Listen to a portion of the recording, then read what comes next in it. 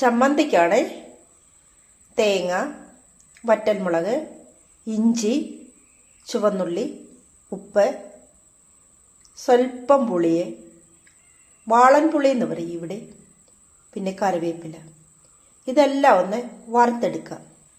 ഒത്തിരി വറുത്ത് മൂത്ത് എടുക്കുന്നില്ല, ഒരു മയത്തിന് വറുത്ത്.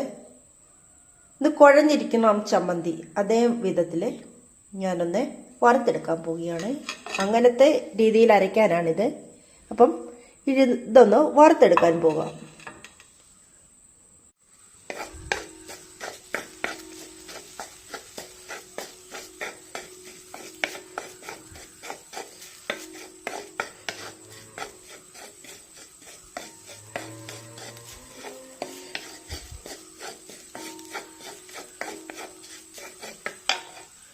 അപ്പോഴേ ഇത് ഏകദേശം ഒന്ന്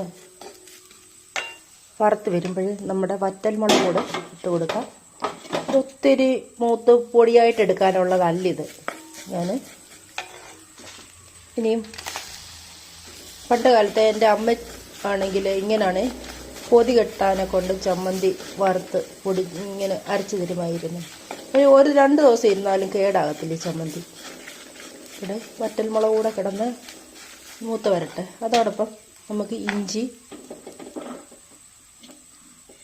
ചുവന്നുള്ളി ഇട്ട് കൊടുക്കാം.